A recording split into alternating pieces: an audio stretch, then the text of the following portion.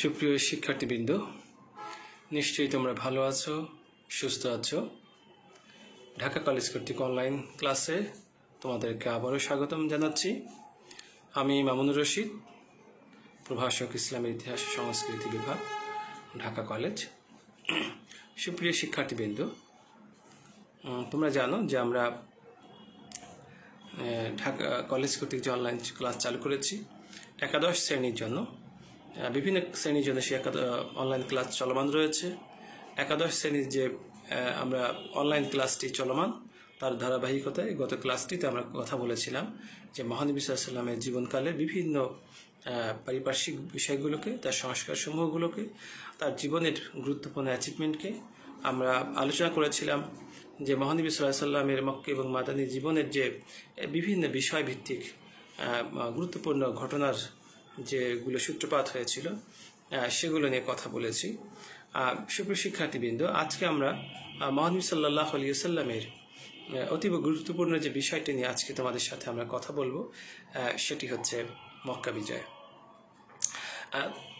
তোমরা জানো যে পৃথিবীর ইতিহাসে যে মক্কা বিজয় একটি অত্যন্ত ঐতিহাসিক এবং তাৎপর্যপূর্ণ একটি ঘটনা। 1432 খ্রিস্টাব্দে 32 বছর আগে 20 রমজান মহানবী সাল্লাল্লাহু আলাইহি ওয়াসাল্লাম হিজরতের 8ম বছরে 10,000 মুসলিম সৈন্য নিয়ে মক্কা নগরী জয় করেছিলেন। তাহলে আমরা বিষয়টি কি হলো যে মহানবী সাল্লাল্লাহু আলাইহি ওয়াসাল্লাম যে 20 রমজান তিনি প্রায় 8ম বছরে হিজরতের মানে 8ম হিজরিতে মহানবী সাল্লাল্লাহু আলাইহি ওয়াসাল্লাম 10,000 মুসলিম সৈন্য নিয়ে বিনা রক্তপাতে মক্কা নগরীকে জয় করেছিলেন। তৎকালীন আরব ভূমির সবচেয়ে প্রসিদ্ধ জনপদে বিজয় নিশান উড়িয়েছিলেন বিশ্বনবী মহানবী সাল্লাল্লাহু আলাইহি ওয়াসাল্লাম। এই ঘটনা ছিল মুসলমানদের জন্য অত্যন্ত একটি গৌরবের এবং সাফল্যের ও সন্তুষ্টির। তাই তো ঐতিহাসিকদের মধ্যে মক্কা বিজয় ইসলামের ইতিহাসে সর্বশ্রেষ্ঠ একটি বিজয় বলে আখ্যায়িত করেছেন। যদিও আল কোরআনে হুদায়বিয়া সন্ধিকেই প্রকাশ্য বিজয় বলে উল্লেখ করা হয়েছে। প্রকৃতপক্ষে হুদায়বিয়া সন্ধি এবং মক্কা বিজয় এ দুটোই মহানবী সাল্লাল্লাহু আলাইহি ওয়াসাল্লামের অতুলনীয় দূরদর্শিতার ফল। অর্থাৎ এই যে মহাগ্রন্থ আল কোরআনে যে হুদায়বিয়া সন্ধির কথা স্পষ্ট বিজয়ের কথা বলেছে, অর্থাৎ এই হুদায়বিয়া সন্ধির বিজয়ের ফলে, হুদায়বিয়া সন্ধির ফলে একটি যাত্রাপথ, একটি সূচনা পথ তৈরি হয়েছিল মক্কা বিজয়ের ক্ষেত্রে। এবং মাত্র 2 বছরের ব্যবধানে, যেখানে মাত্র 1400 লোক নিয়ে সন্ধি করেছিলেন মহানবী সাল্লাল্লাহু আলাইহি ওয়াসাল্লাম, তার মাত্র 2 বছর পরে মানে ইসলামের জাগরণটি এই পর্যায়ে হয়েছিল যে মাত্র 2 বছরের পর মহানবী সাল্লামের সাহাবী বা অনুসারীর সংখ্যা হয়েছিল 10,000। সেই 10,000 লোককে কিন্তু নিয়ে মহানবী সাল্লাল্লাহু আলাইহি ওয়াসাল্লাম মক্কাকে বিজয় করেছিলেন। এই বিজয়ের ফলে মুসলমানদের পক্ষে আরবের অন্যান্য এলাকা বিজয় করা সহজ সাধ্য হয়ে পড়ে। হুদায়বিয়া সন্ধি মোতাবেক সন্ধির পরবর্তী বছর মহানবী সাল্লাল্লাহু আলাইহি ওয়াসাল্লাম 2000 সাহাবা নিয়ে মক্কায় উমরাতুল কাজা পালন করতে আসেন এবং এই সময় তিনি মক্কার কুরাইশদের মধ্যে নেতৃত্বের একটি শূন্যতা লক্ষ্য করেন। তাদের বাহ্যিক শক্তির সঠিক পরিমাপ করতে পেরেছিলেন তিনি, এই জন্যই অধীর ছিলেন মক্কা বিজয়ের জন্য। এর ঠিক 1 বছরের মাথায় তিনি তা সম্পন্ন করতে সক্ষম হয়েছিলেন। মক্কা অভিযানের আগে আল্লাহ তাআলা রাসূল সাল্লাল্লাহু আলাইহি ওয়াসাল্লামকে বিজয় আগাম কিন্তু সুসংবাদ দিয়েছিলেন। পবিত্র কোরআনুল কারীমের ভাষায়, যখন আল্লাহ তাআলার পক্ষ থেকে সাহায্য বিজয় আসবে, তখন আপনি দেখবেন মানুষ দলে দলে আল্লাহর দ্বীন প্রবেশ করবে। তখন হে নবী সাল্লাল্লাহু আলাইহি ওয়াসাল্লাম, আপনি আপনার মালিকের প্রশংসা করুন এবং তার কাছে ক্ষমা প্রার্থনা করুন। অবশ্যই তিনি তওবা কবুলকারী, পরম ক্ষমাশীল। এটা সূরা আন-নাসরে এটি বলা হয়েছে। রাসূল সাল্লাল্লাহু আলাইহি ওয়াসাল্লাম মক্কার নিকটে গিয়ে 16 রমজান তাঁবু গাড়লেন, একটা বিশাল একটা তাঁবু তৈরি করলেন। রান্নার জন্য আলাদা আলাদা চুলার ব্যবস্থা করলেন, যাতে করে শত্রুর মনে ভয় সৃষ্টি হয়ে যায়। মক্কা প্রবেশের জন্য রাসূল সাল্লাল্লাহু আলাইহি ওয়াসাল্লাম মুসলমানদের সৈন্যদের 4টি ভাগে বিভক্ত করেছিলেন। প্রথম ভাগে দলনেতা ছিলেন হযরত জুবাইর রাদিয়াল্লাহু তাআলা আনহু, দ্বিতীয় দলের দলনেতা ছিলেন হযরত আবু উবাইদা রাদিয়াল্লাহু তাআলা আনহু, তৃতীয় দলের নেতা ছিলেন হযরত সাদ বিন উবাদা রাদিয়াল্লাহু তাআলা আনহু, চতুর্থ দলের নেতা ছিলেন হযরত খালিদ বিন ওয়ালিদ রাদিয়াল্লাহু তাআলা আনহু। অর্থাৎ আমরা দেখেছি মানে মুহাম্মদ সাল্লাল্লাহু আলাইহি ওয়াসাল্লাম এই 4টি দলে বিভক্ত করে 4 দলে 4 জন সেনাপতিকে নিযুক্ত করেছিলেন। 17 রমজান হযরত আব্বাস রাদিয়াল্লাহু তাআলা আনহু আবু সুফিয়ানকে বন্দী করে আব্বাস রাদিয়াল্লাহু তাআলা আবু সুফিয়ানকে বন্দী করে রাসূলুল্লাহ সাল্লাল্লাহু আলাইহি ওয়াসাল্লামের সামনে পেশ করলে আবু সুফিয়ান রাসূলের সাল্লাল্লাহু আলাইহি ওয়াসাল্লামের হাতে ইসলাম গ্রহণ করেন। এরপর 20 রমজান আমরা দেখি যে তার 3 দিন পরে 17 রমজান যখন আবু সুফিয়ান ইসলাম গ্রহণ করেন, ঠিক তার 3 দিন পরে 20 রমজান খালিদ বিন ওয়ালিদকে মহানবী সাল্লাল্লাহু আলাইহি ওয়াসাল্লাম নির্দেশ দিলেন, তুমি পিছন দিক থেকে মক্কায় প্রবেশ করো, মানে সম্মুখে ভাগে নয়। রাসূলুল্লাহ সাল্লাল্লাহু আলাইহি ওয়াসাল্লাম আগে বলেছিলেন যে পিছন দিক থেকে তুমি মক্কায় প্রবেশ করো। আমরা তোকে আগেই বলেছি হযরত আব্বাস রাদিয়াল্লাহু তাআলা আনহু তিনি আবু সুফিয়ানকে বন্দী করেছিলেন, তবে কাউকে হত্যা করবে না। রাসূলুল্লাহ সাল্লাল্লাহু একটা সিগন্যাল দিয়েছিলেন খলিফা আল ওয়ালিদকে যে এই বিজয়ে কাউকে হত্যা করবে না, কারো উপর অস্ত্র প্রয়োগ করবে না। রাসূলুল্লাহ সাল্লাল্লাহু আলাইহি ওয়াসাল্লাম বিনা বাধায় সাদা ও কালো পতাকা নিয়ে সামনের দিকে মক্কায় প্রবেশ করেন। তিনি উচ্চস্বরে সূরা আল ফাতাহ তেলাওয়াত করেছিলেন, তার মধ্যে ছিল বিনয় ও নম্রতা। রাসূলুল্লাহ সাল্লাল্লাহু আলাইহি ওয়াসাল্লাম সিজদাবনত মস্তক যেন উটের কুঞ্জ পর্যন্ত স্পর্শ করেছিল। কিন্তু খালিদ বিন ওয়ালিদ কাফেলার উপর কুরাইশদের তীর বর্ষণের ফলে 3 জন মুসলমান এখানে শাহাদাত বরণ করেন। এর জবাবে খালিদ বিন ওয়ালিদের আক্রমণে কুরাইশদের 13 জন লোক নিহত হয়েছিল। যদিও মুহাম্মদ সাল্লাল্লাহু আলাইহি ওয়াসাল্লাম বলেছিলেন যে তোমরা কাউকে আক্রমণ করবে না, অস্ত্র প্রয়োগ করবে না, কিন্তু সেখানে দেখা গেল যে কুরাইশরা মুসলমানদের সৈন্যদেরকে সেখানে আক্রমণ করে বসলো এবং 3 জনকে সেখানে তারা নিহত করলেন। এর পরিপ্রেক্ষিতে খালিদ বিন ওয়ালিদ আক্রমণ করে 13 জন কুরাইশকে নিহত করেছিলেন। রাসূলুল্লাহ সাল্লাল্লাহু বিষয়টি জানতে পেরে খালিদের কাছে কৈফিয়ত চাইলে তিনি তার বিস্তারিত বর্ণনা করেছিলেন। এরপর আমরা দেখি যে মুহাম্মদ সাল্লাল্লাহু সব ধরনের নিরাপদ একটি অঞ্চল ঘোষণা করলেন। আর সব ধরনের রক্তপাত, ক্ষয়ক্ষতি, জানমাল নিরাপত্তা বিধান রাসূল সাল্লাল্লাহু আলাইহি ওয়াসাল্লাম নিরাপদ ও সংরক্ষিত অঞ্চল হিসেবে ঘোষণা করলেন। মক্কা নগরীকে একটি নিরাপদ এবং সংরক্ষিত একটি অঞ্চল হিসেবে তিনি ঘোষণা দিলেন। তিনি বললেন, যারা আপন ঘরে দরজা বন্ধ করে থাকবে তারা নিরাপদ, যারা আবু সুফিয়ানের ঘরে আশ্রয় নিবে তারা নিরাপদ। কারণ আবু সুফিয়ান আগে ইসলাম গ্রহণ করেছে, তার 3 থেকে 4 দিন আগে। আর যারা কাবা ঘরে আশ্রয় নিবে তারাও নিরাপদ। অর্থাৎ রাসূলুল্লাহ সাল্লাল্লাহু আলাইহি ওয়াসাল্লাম 3টি শর্ত দিয়ে দিলেন মক্কাবাসীদেরকে যে এটি অঞ্চলকে আমি মূলত একটি নিরাপদ হিসাবে এবং সংরক্ষণ এলাকা হিসাবে ঘোষণা করলাম। তবে শর্ত হচ্ছে 3টি। একটি হচ্ছে যারা নিজের ঘরে আপন ঘরে বন্দী থাকবে, দরজা আটকে দরজা বন্ধ করে তারা নিরাপদ। অর্থাৎ যারা মুসলিমদের বিরুদ্ধে কোনো যুদ্ধ ঘোষণা করবে না, তাদেরকে তাদেরকে কোনো ধরনের আক্রমণ বা অস্ত্র প্রয়োগ করা হবে না। 2 বলেছিলেন যে যারা আবু সুফিয়ানের ঘরে আশ্রয় গ্রহণ করবে, কারণ শুরুতেই 17 রমজান আবু সুফিয়ান কিন্তু ইসলাম গ্রহণ করেছিলেন, ফলে আবু সুফিয়ান যখন ইসলামের ছায়াতলে চলে এসেছেন তো তার ঘরে থাকলেও সেটিকে নিরাপদ বলে ঘোষণা করা হলো। এবং আরেকটি বলে যে কাবা শরীফের ঘরে যারা আশ্রয় নেবে তারাও নিরাপদ। এরপর মহানবী সাল্লাল্লাহু আলাইহি ওয়াসাল্লাম কাবা ঘরে প্রবেশ করে প্রথমে ঘুরলেন এবং সেখানে রাসূলুল্লাহ সাল্লাল্লাহু প্রথমে কাবা শরীফে প্রবেশ করলেন এবং তার সঙ্গে সাথীদের নিয়ে কাবা 2 রাকাত সালাত আদায় করলেন। রাসূলুল্লাহ সাল্লাল্লাহু মক্কা জয় করে এবং সেখানে কাবা শরীফে প্রবেশ করলেন এবং 2 রাকাত নামাজ আদায় করলেন। মক্কা বিজয়ের সমাবেশ তৈরি করেছিলেন। মক্কা বিজয়ের পর দিন 21 রমজান, আমরা জানি 20 রমজান কিন্তু এই মক্কা বিজয়কে সম্পাদিত হয়েছিল।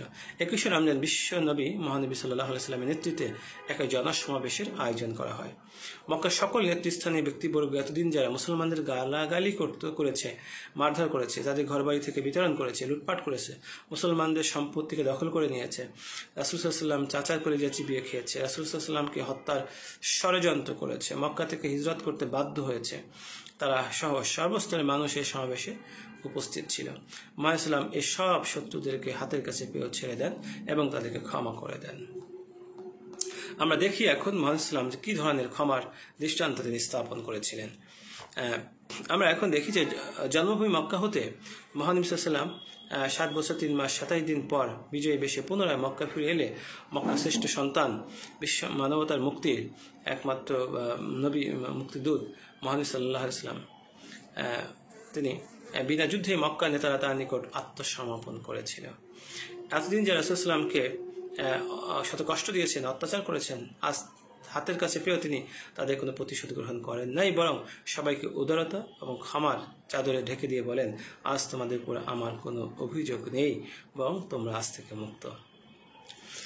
রাসূল করিম সাল্লাল্লাহু আলাইহি ওয়াসাল্লাম এই ভাষণ শুনে তার আচরণ দেখে সমবেত সবাই ঘোষণা করলেন, সত্যি আপনি আল্লাহর নবী, আপনি কোনো দেশ বিজয়ী সাধারণ বীর যোদ্ধা বা বাদশাহ নন। মক্কা বিজয়ের পর পরাজিত শত্রু প্রতি মহানবী সাল্লাল্লাহু আলাইহি ওয়াসাল্লামের আচরণ ও তার তার ভাষণ পৃথিবীর ইতিহাসে এক বিরল ও নজিরবিহীন ঘটনা, যা আজকের বিশ্ব ব্যবস্থায় মানবিক সমাজ গঠনে এবং ভ্রাতৃত্ব পুনঃস্থাপন ও জাতিকে ঐক্যবদ্ধ করতে এক অনুপম, অনুকরণীয় ও অনুসরণীয় দৃষ্টান্ত স্থাপন হতে পারে। আল্লাহ তাআলা ঘোষণা করেছেন, যে ব্যক্তি ধৈর্য ধারণ করে, মানুষকে ক্ষমা করে দেয়, সেই জন্য জেনে রাখো অবশ্যই এটা হচ্ছে সাহসিকতার কাজসমূহের মধ্যে অন্যতম। প্রায় আমরা এটা স্পষ্ট যে প্রায় রক্তপাতহীন এই অভিযান ইসলাম রাসূলের সাল্লাল্লাহু আলাইহি ওয়াসাল্লামের মর্যাদা বিশ্বব্যাপী ছড়িয়ে পড়েছিল। এর মধ্য দিয়ে সত্য ধর্মের যে গৌরব প্রতিষ্ঠিত হয়, আরবের সবচাইতে সমৃদ্ধ একটি নগরীতে পরিণত হয়েছিল মক্কা স্টেট। সুপ্রিয় শিক্ষার্থীবৃন্দ, আমরা এভাবেই দেখি যে মহানবী সাল্লাল্লাহু আলাইহি ওয়াসাল্লামের যে মক্কা বিজয়, এই মক্কা বিজয়টি তার জীবনের জন্য একটি বিশাল একটি অর্জন ছিলেন। এবং এই মক্কা বিজয়ের পর মহানবী সাল্লাল্লাহু আলাইহি ওয়াসাল্লাম সর্বোপরি যে জায়গাটা তিনি নিজেকে নিয়োজিত করেছিলেন, যে মক্কা বিজয়ের ফলে তার সম্মান, মর্যাদা, মুসলিমদের গৌরব বৃদ্ধি পেয়েছিল। আমরা আরেকটি বিষয় দেখব যে মক্কা বিজয়ের পর মহানবী সাল্লাল্লাহু আলাইহি ওয়াসাল্লামের যে বিদায় হজ একটি ভাষণ দিয়েছিলেন, অর্থাৎ মহানবী সাল্লাল্লাহু আলাইহি ওয়াসাল্লাম সত্য, সুন্দর, ন্যায়ের বাণীর দাওয়াত দিয়েছেন অহিংস পন্থায়। প্রিয় নবীজি সাল্লাল্লাহু আলাইহি ওয়াসাল্লামের ব্যতিক্রম নন, তারপরও অসুর শক্তি প্রীতির কথায় অপ্রীতিকর ঘটনা ঘটায়, শান্তির বাণীতে অশান্তি সৃষ্টি করে। 3 বছর ধরে আল্লাহর হাবিব হযরত মুহাম্মদ সাল্লাল্লাহু আলাইহি ওয়াসাল্লামকে সে আবু তালেবের নামক কারাগারে বন্দী করে রাখে, দাওয়াতি কাজ তায়েবগণ বন্ধ করে দিয়েছিল। এভাবে করে আমরা দেখি যে বিভিন্ন যুদ্ধ রাসূল সাল্লাল্লাহু আলাইহি ওয়াসাল্লাম করতে হয়েছিল। এবং আরেকটা 8ম হিজরিতে আমরা কি দেখেছিলাম যে মক্কা বিজয় মহান সাল্লাম করেছিলেন, যে তিনি সেই বিজয়ের মধ্য দিয়ে সাহাবীর সঙ্গে নিয়ে হজ সম্পাদন করেন এবং তিনি প্রেম ভালোবাসা দিয়ে জয় করতে চেয়েছেন। 8ম হিজরি রমজান মাসে মক্কা বিজয় হয় এবং নবীজি সাল্লাল্লাহু আলাইহি ওয়াসাল্লাম উমরা সম্পাদন করেন। 10ম হিজরিতে রাসূল সাল্লাল্লাহু আলাইহি ওয়াসাল্লাম প্রায় 1.25 লাখ সাহাবীকে সঙ্গে নিয়ে একটি হজ সম্পাদন করেন। এই হজই মহানবী সাল্লাল্লাহু আলাইহি ওয়াসাল্লামের জীবনের একমাত্র হজ, এটি প্রথম হজ ও এটি শেষ হজ। আর 83 দিন পর 12 রবিউল আউয়াল তিনি পৃথিবী ছেড়ে পরপারে চলে যান, ইন্তেকাল করেন। এই কারণে এই হজ ইতিহাসের পাতায় এটাকে বিদায় হজ নামে প্রসিদ্ধ। অর্থাৎ মহানবী সাল্লাল্লাহু আলাইহি ওয়াসাল্লামের জীবনের এটি শেষ হজ ছিল এবং এই হজের পর এটি সাল্লাল্লাহু আলাইহি ওয়াসাল্লামের হচ্ছে বিদায় হজ। এবং এই হজের পর তিনি একটি ভাষণ দিয়েছিলেন, যে আমরা জানি যে মুহাম্মদ বিদায় হজে পেগম্বর সাল্লাল্লাহু আলাইহি ওয়াসাল্লাম উপস্থিত 1.25 লাখ সাহাবীর উদ্দেশ্যে যে ভাষণ দিয়েছিলেন তা বিদায় হজের ভাষণ নামে পরিচিতি। এটি ছিল তার জীবনের সর্বশেষ আনুষ্ঠানিক ভাষণ, যা তিনি 10ম হিজরি সনে 9ম জিলহজ আরাফার দিন মসজিদে নামিরাত ও জাবালে রহমাতের উপরে এবং পরদিন 10ম জিলহজ ঈদ ও কোরবানির দিন মিনাতে প্রদান করেছিলেন। মুহাম্মদ সাল্লাম তার ভাষণে বলেন, হে লোক সকল, আল্লাহ তাআলা বলেছেন যে হে মানব জাতি, আমি তোমাদের এক পুরুষ এক নারী থেকে সৃষ্টি করেছি এবং তোমাদেরকে বিভিন্ন জাতি গোত্রে বিভক্ত করেছি, যাতে তোমরা পরস্পর পরিচিত হতে পারো। নিশ্চয়ই আল্লাহর কাছে সেই সর্বাধিক সম্মানিত যে ব্যক্তি সর্বাধিক পরহেজগার। কোনো অনারবের উপর অনারব আরবের, কোনো আরবের উপর অনারবের, এমনকি শ্বেতাঙ্গের উপর কৃষ্ণাঙ্গের উপর এবং কৃষ্ণাঙ্গের উপর শ্বেতাঙ্গের কোনো শ্রেষ্ঠত্ব নাই। তবে তাকওয়ার ভিত্তিতে সব মানুষ আদম আলাইহিস সালামের সন্তান, আর আদম আলাইহিস সালাম মাটি দ্বারা সৃষ্টি। এক মুসলমান অপর মুসলমানের ভাই, সব মুসলমান পরস্পর ভাই ভাই। তোমাদের অধীনদের দাস দাসীদের প্রতি খেয়াল রাখবে, তোমরা যা খাবে তাদেরকে তা খেতে দিবে। এটি ছিল মুহাম্মদ সাল্লামের এই ভাষণের মূল প্রতিপাদ্য বিষয়গুলো, যে তোমরা যা পরিধান করবে তাদেরকে তা পরিধান করতে দিবে। সাবধান, ধর্মের ব্যাপারে তোমরা বাড়াবাড়ি করবে না, তোমরা যা বাড়াবাড়ি করবে না, কেননা তোমাদের পূর্ববর্তী বহু জাতি ধর্মীয় বিষয়ে বাড়াবাড়ি করতে গিয়ে ধ্বংস হয়ে গিয়েছে। তোমরা তোমাদের রবের ইবাদত করবে, 5 ওয়াক্ত নামাজ পড়বে, রমজান মাসে রোজা রাখবে, সন্তুষ্ট চিত্তে সম্পদের জাকাত প্রদান করবে, সে প্রভুর বা সৃষ্টিকর্তার ঘরে এসে হজ পালন করবে, তাহলে তোমাদের রবের জান্নাত প্রবেশ করতে পারবে। হয়তো আমি এই বছরের পর এখানে আর কখনো তোমাদের সঙ্গে মিলিত হতে নাও পারি, অচিরেই তোমরা তোমাদের মহান প্রভুর সাক্ষাতে উপনীত হবে। তখন তিনি তোমাদের কৃতকর্মের সম্পর্কে জিজ্ঞেস করবেন। তোমাদের কারো কাছে যদি কোনো অমানত গচ্ছিত থাকে তা তার প্রাপকের নিকট অবশ্যই পৌঁছে দিবে। নিশ্চয়ই সকল প্রকার সুদ রহিত করা হলো, তবে তোমাদের মূলধন বহাল থাকবে। মহান আল্লাহ ফয়সালা করে দিয়েছেন যে আর কোনো সুদ নয়। আব্বাস ইবনে আব্দুল মুত্তালিব সব সুদ রহিত করা হলো। তোমরা কোনো জুলুম করবে না এবং তোমাদের প্রতি কোনো কেউ জুলুম করবে না। জাহিলি যুগের মতো রক্তের দাবি তা সব রহিত করা হলো। সর্বপ্রথম আমি রবিয়া ইবনে হারিস ইবনে আব্দুল মুত্তালিবের শিশুপুত্রের রক্তের দাবি রহিত করলাম। এভাবে রাসূল সাল্লাল্লাহু আলাইহি ওয়াসাল্লাম নিশ্চয় আল্লাহ তাআলা প্রত্যেক প্রাপকের জন্য তার অংশ নির্ধারণ করে দিয়েছেন। যে ব্যক্তি নিজের জন্মদাতা ছাড়া অন্যের সঙ্গে নিজের বংশ সূত্র স্থাপন করে এবং যে নিজ মনিব ছাড়া অন্য মনিবকে বলে স্বীকার করে, তার উপর আল্লাহ লানত হবে। সব ঋণ পরিশোধের যোগ্য অধিকার ধারণকৃত বস্ত্র ফেরত যোগ্য। উপঢৌকনের বিনিময় প্রদান করা উচিত। জামিনদার জরিমানা আদায় করতে বাধ্য থাকবে। এভাবে করে অতএব হে মানব জাতি, তোমরা আমার কথা অনুধাবন করো, আমি তা পৌঁছে দিয়েছি। আর আমি তোমাদের মাঝে এমন স্পষ্ট দুটি বিষয় রেখে গেলাম যা সুদৃঢ়ভাবে আঁকড়ে ধরবে, কখনো পথ ভ্রষ্ট হবে না। আল্লাহর কিতাব এবং মহানবী সাল্লাল্লাহু আলাইহি সাল্লামের সুন্নাহ। আমি তোমাদের মাঝে জিনিস রেখে গেলাম, আল্লাহর কিতাব এবং আমার মহানবী সাল্লাল্লাহু আলাইহি সাল্লামের আহলে বায়াত। প্রত্যেক মুসলমান অপর মুসলমানের ভ্রাতৃ প্রতিম, সুতরাং কোনো মুসলমানদের যেন তার ভাইয়ের কোনো কিছু বৈধ নয় যতক্ষণ না সে সন্তুষ্ট চিত্ত তাকে প্রদান করে। অতএব হয়তো অনেক অনুপস্থিত লোক উপস্থিত শ্রোতা অপেক্ষা অধিক হেফাজতকারী হবে। অতএব নাজিল হয় কোরআনের সেই আয়াত, আজ আমি তোমাদের জন্য তোমাদের ধর্মকে পরিপূর্ণ করে দিলাম এবং তোমাদের প্রতি আমার নিয়ামত পূর্ণ করলাম এবং তোমাদের জন্য ধর্ম হিসাবে ইসলাম দিয়ে আমি সন্তুষ্ট হলাম। মহাগ্রন্থ আল কোরআনের 6 পারার সূরা মাইদা থেকে 3 নম্বর আয়াতে। এভাবে আমরা দেখি যে মহান ইসলাম যে বিদায় হজে ভাষণ দিয়েছিলেন সব মানবতার একটি সাম্য বৈষম্য সমাজ প্রতিষ্ঠার, সাম্প্রদায়িক একটি সমাজ প্রতিষ্ঠার জন্য এবং শোষণ মুক্ত সমাজ প্রতিষ্ঠা করার জন্য মহান ইসলামের বিদায় হজের ভাষণ পৃথিবীর ইতিহাসে একটি অবিস্মরণীয় ভাষণ হিসাবে সমাদৃত হয়েছে। সুপ্রিয় শিক্ষার্থীবৃন্দ, আজকে তোমাদের এই পর্যন্তই। আগামী ক্লাসে কোনো একটি বিষয় নিয়ে আবার দেখা হবে। সে পর্যন্ত ভালো থাকো, সুস্থ থাকো। আসসালামু আলাইকুম।